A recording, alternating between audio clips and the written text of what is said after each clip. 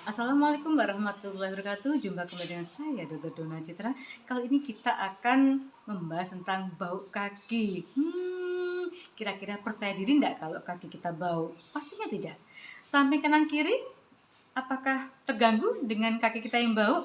Pastinya iya jawabannya pemirsa ya. Maka jangan skip YouTube saya, tapi nantikan atau saksikan sampai selesai. Dan jangan lupa like dan subscribe channel YouTube saya karena mungkin bermanfaat untuk kita semua. Amin ya rabbal alamin. Like dan subscribe ya. Terima kasih sebelumnya. Bau kaki. Bau kaki ini biasanya disebabkan karena catatan saya ada 4 yang penting ya.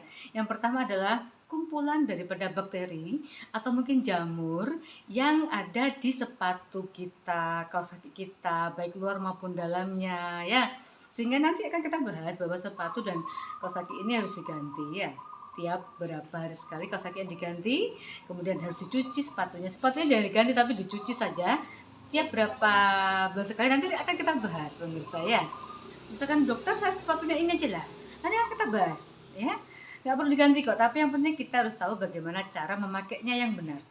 Berikutnya adalah, nah kenapa bakteri ini bisa membuat bau yang nggak sedap? Karena kumpulan-kumpulan bakteri tadi itu menghasilkan suatu bau pemirsa yang menyengat atau tidak sedap ya.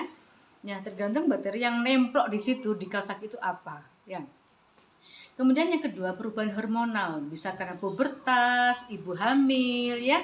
Kemudian yang ketiga adalah keringat yang berlebih, apalagi keringat berlebih untuk orang-orang yang kerjanya pagi sampai malam pemirsa. Nah ini tanpa ganti kaos kaki, tanpa sepatunya itu terus, maksudnya tidak diganti, ya terkadang sepatunya bau, kakinya bau, ya akhirnya kakinya juga ikut bau pemirsa. Karena pengap, karena lembab. Ingat pada beberapa kasus itu bakteri maupun jamur itu sering hinggap pada sesuatu yang lembab pemirsa ya. Jadi hati-hati, harus diperhatikan benar sirkulasi daripada kaos kaki maupun sepatu tadi ya.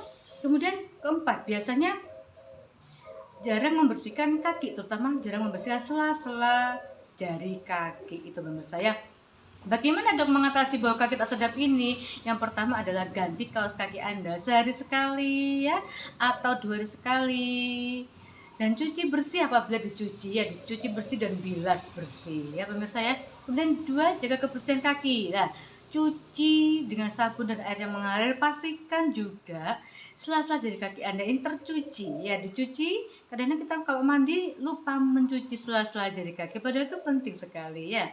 Dan setelah itu keringkan dengan handuk ya, sela-selanya, jadi juga pastikan juga kering. Jadi jangan kakinya aja yang kering, tapi juga pastikan sela-sela jari Anda juga kering alias tidak begitu lembab. Berikutnya adalah cari bahan sepatu yang bisa membuat sirkulasi sepatu, sirkulasi dalam sepatu itu untuk kaki Anda, supaya kaki Anda itu kena oksigen gitu loh, alirannya bagus, nggak terlalu pengap ya. Pilihlah yang dari kulit atau semi rajutan. Kemudian hindari yang bahannya dari plastik. Misalkan dokter saya udah kadung beli yang sepatu dari plastik, enggak apa-apa, sudah enggak apa-apa, jangan terlalu dimasalahkan.